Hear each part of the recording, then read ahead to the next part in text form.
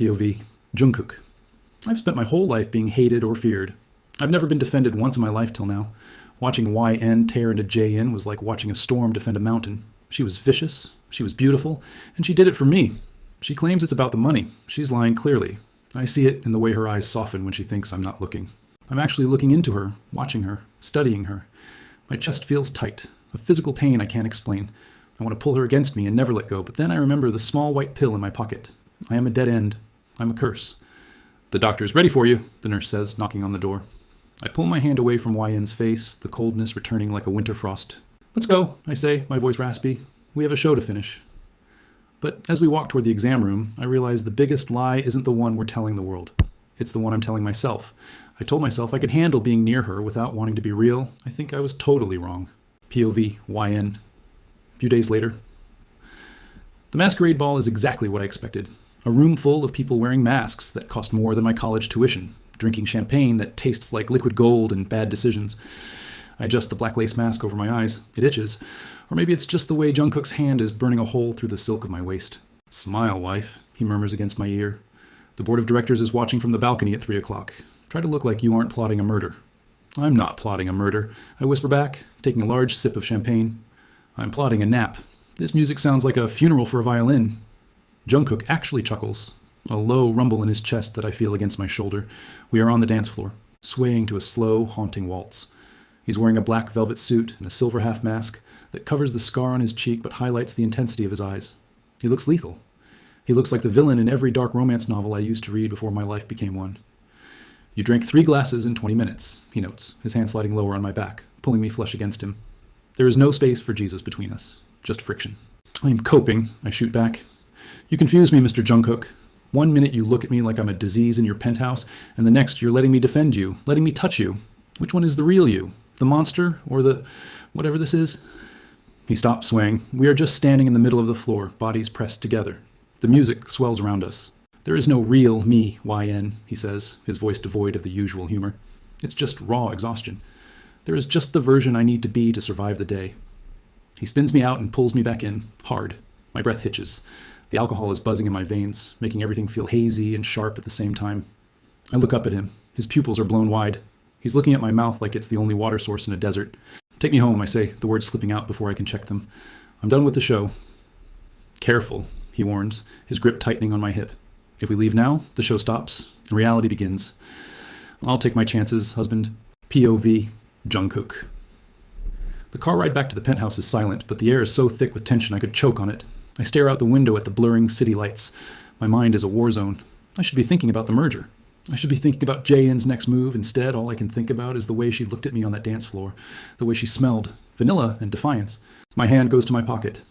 The small silver case holds my suppressant pill. I was supposed to take it 2 hours ago. I missed the alarm because I was too busy watching her laugh at some old senator's bad joke. Take it, my brain commands. Take it now, but I don't. I leave the case in my pocket. The alcohol in my system is warring with the logic in my brain, and for the first time in 10 years, logic is losing. We step into the elevator. The door slides shut, enclosing us in a metal box of mirrors. YN rips her mask off, letting it dangle from her finger. You're doing it again, she says, her voice echoing. Doing what? I ask, loosening my tie. I feel hot. Too hot. Shutting down. You look at me like you want to devour me, and then you turn into an ice sculpture. It's exhausting, Jungkook. I can't tell if you hate me or if you're just what? I step closer, backing her against the mirrored wall.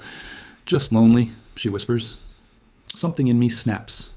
The restraint I've built my entire life, the walls I erected to keep the cursed bloodline from destroying anyone, crumbles. You think you know me, I growl.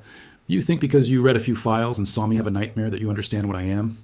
I think you're terrified, she challenges, her chin lifting. I think you're scared that if you actually feel something, you won't be able to control it. I don't want to control it, I confess, the truth tearing out of my throat. I crash my LP6 onto hers. It's not a case, it's a collision. It's messy, desperate, and angry. She tastes like champagne and trouble. I expect her to push me away, to slap me with another comment about HR violations. She doesn't. She grabs the lapels of my jacket and pulls me closer. Marno into my mouth. That sound destroys me. POV, YN. He 3 tolerate me like he's trying to breathe for the first time in years. His hands are everywhere, in my hair, gripping my waist, tracing the line of my throat. It's aggressive, bordering on rough, but I don't pull back. I match him. The elevator dings. The doors open to the penthouse. We don't stop. We stumble into the hallway, a tangle of limbs and discarded fabric. My heels are kicked off somewhere near the door. His jacket is on the floor. Jungkook, I gasp, breaking the calf for a second. The contract, the rules.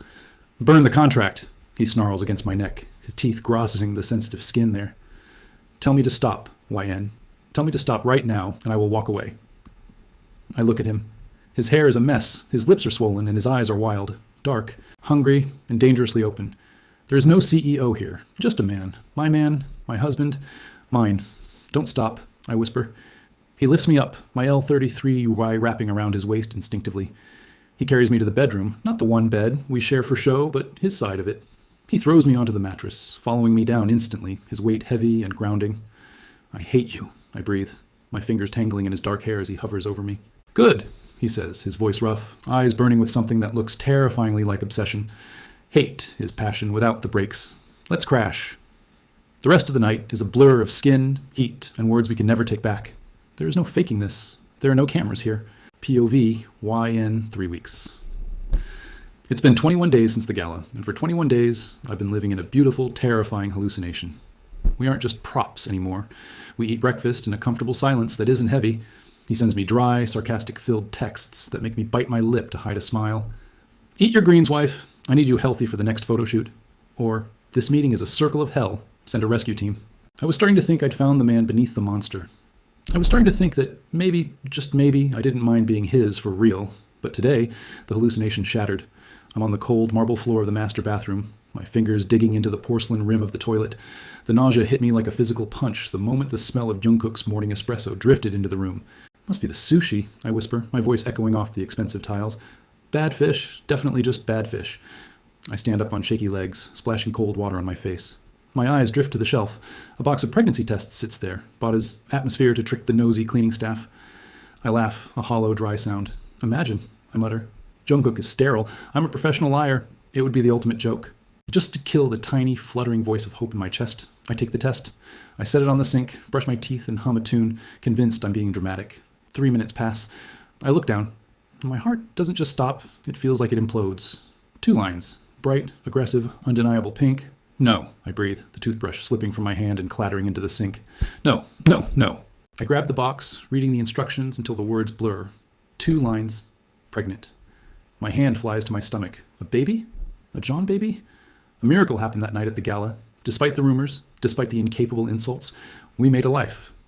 Tears prick my eyes, not of fear, but of an overwhelming, soul-crushing joy. This is it. We don't have to fake the IVF. We don't have to lie to the board. We can be a real family. I can finally tell Jungkook he's not a dead end. I grab the stick and run down the hall. I find him in the guest room, the one we're staging as a nursery. He's standing by the white crib, staring at it with an expression so haunted it makes me stop in my tracks. Jungkook, I say, breathless. He turns. For a split second, his eyes are soft, filled with a warmth that makes my soul ache. You're pale, YN. Are you sick? I'm wonderful, I sob, laugh, walking toward him. I hold up the test, my hand trembling. Jungkook, look, we don't have to pretend anymore. We did it. He takes the stick. I wait for the light to hit his eyes. I wait for him to realize he isn't the monster he thinks he is. Instead, his face turns into a mask of pure, visceral horror. The temperature in the room drops until I can see my own breath.